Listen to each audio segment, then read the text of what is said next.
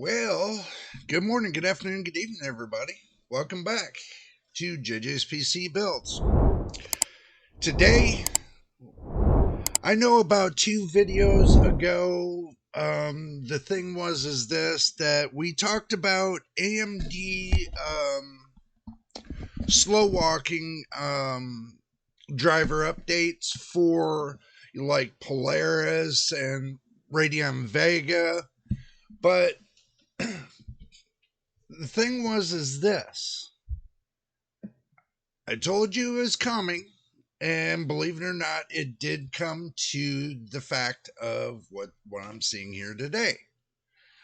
Okay, I was looking on Tech Power Up, and it looks like that AMD's putting out there that they're going to be turning some of the 5,000, pretty much the 5,000 series and older, they're going to put them as legacy drivers. So basically, your software is going to go to the legacy side, and then they're going to keep the current, newer stuff to the front. Like, now I'm just going to read to you what I got in my hands right now. So let's switch to the action screen. Oh, wrong one. There we go. Okay, now we switch to the action screen.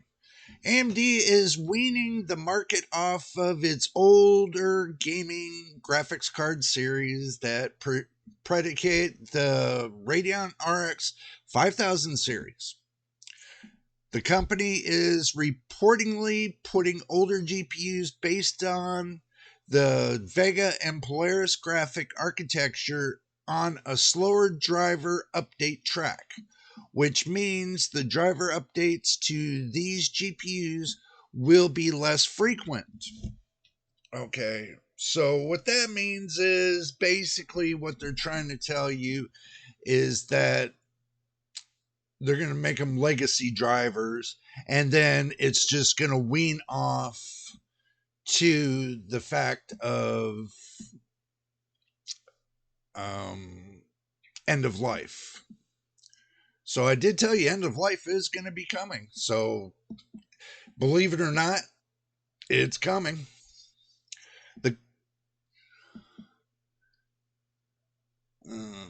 The company's RX 5000, RX 6000, and RX 7000 series, on the other hand, will continue with the current driver update tracks that includes one or more driver release each month, including releases to fix glaring game bugs or day zero performance updates. So they're saying the 5,000, 6,000, and 7,000 series. Okay, 5,000, 6,000, and 7,000 series. So let's move on. AMD over the past couple of months began segregating the RDNA 5000, RX 5000 series and later, and pre-RDNA older than the RX 5000 series GPUs through their driver releases. The latest drivers come in an RDNA only package, denoted by RDNA in the installer file name, which is around 600 megabytes in size, and a larger 1.1 gigabyte package that supports both RDNA and pre-RDNA GPUs.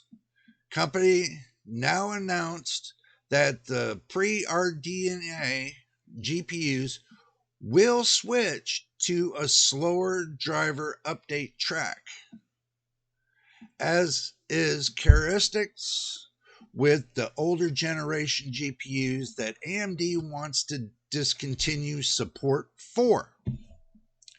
Moving on. In a statement that Anitech AMD says, the AMD Polaris and Vega graphic architectures are mature, stable, and performant, and don't benefit as much from regular software tuning. Going forward, AMD is providing critical updates for Polaris and Vega based products via a separate driver package, including important security and functionality updates as available. The committed support is greater than for products AMD categorizes as legacy, and the gamers can still enjoy their favorite games on Polaris and Vega based products. So it looks like they're going to have a pre RDNA update for your older GPUs. So what are these pre-RDNA GPUs? That's a question that everybody's going to be asking. What are the pre-RDNA GPUs? Where's the list? That's what they're going to be asking. These would span on the RX 400 and 500 series Polaris, the RX Vega series, and the Radeon 7. The Radeon RX 5000 series is now over 4 years old in the market, which makes the RX Vega series 6 years old into the market. The RX 500 series 7 years old, and the RX 400 series 8 years old. So this is the thing. This is what it comes up to. Jeez. This is what it comes out to. The RX, the older series from 5,000 and down, they're trying to do something different. They're saying that, we still want to give you the gaming experience, but we're not going to update the drivers as much because the software for the hardware is already seasoned enough to where it will continue to provide for everybody that has these older carts. So they don't need to update it as much anymore, is what they're saying. So basically, the new updates for in between the 5,000, 6,000, and 7,000 series will be the ones that get more frequent updates compared to the older anything below 5,000 series. Now they didn't say APUs. That's the thing. They didn't say the APUs, but if you look at the APU series, it still falls in the 5,000 series. So it still falls within the 5,000, 6,000, and 7,000 series. So it looks like with the APUs for the 5,000 series, they might go on for a little bit longer. But, with them coming out with something new, like the 8000G series, that's going to be something for another video. Just to let y'all know. So we're going to have another video on that. Let me know what you think and your thoughts in the comments below. End of life is coming soon for, older models, but this is their way of weaning it down to where they're going to end up discontinuing it altogether, the updates and everything else. This is their way of doing it slowly, so this way everybody doesn't get bent out of shape, which you should be, because you know they're going to end it sooner or later. So maybe it'd be good enough time for everybody that has the older model GPUs, time to move up in the world and get up to the 5,000, 6,000, or 7,000 series, so you can continue to play, your games hardcore, and play all the top level games. Because you look at the prices right now, I mean, the prices are falling in, but the good, decent GPUs are falling in between 300 and 600 bucks. Okay. Don't kid yourself. If you've used, your one your one graphics card for 9 years, use the same one for 9 years, you definitely got your money's worth.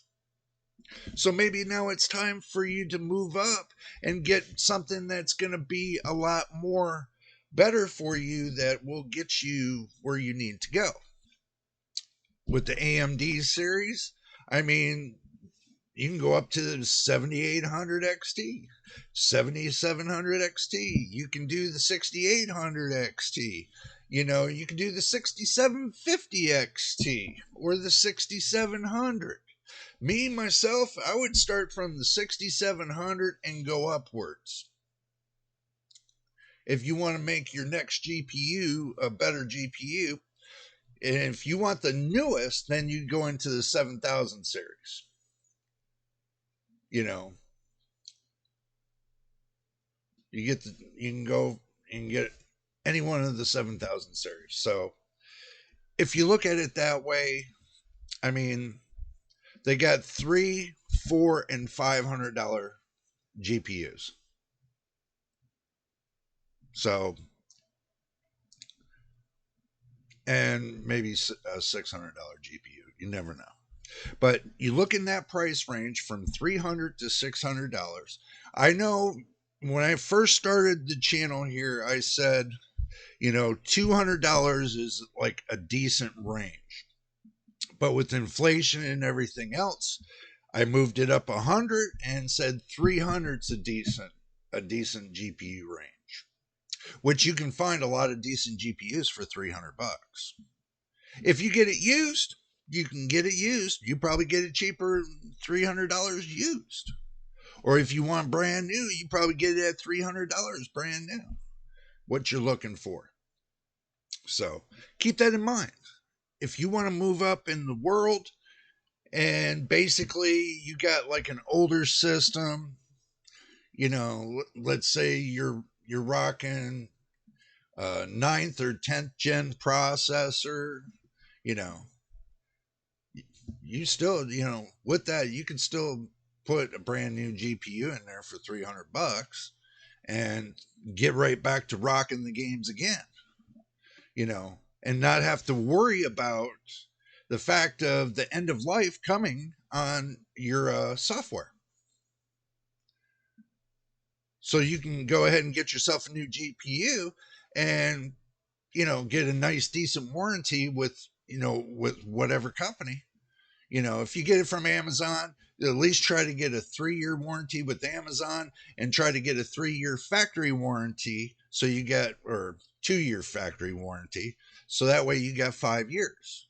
Or if you get a 2-year warranty with Amazon and you get a 2-year warranty with the factory, then you get a 4-year warranty. Okay, 4 years is not bad on a graphics card to have a warranty. So if it goes down and it's, it's a defect, then, they'll replace it, at least go that route.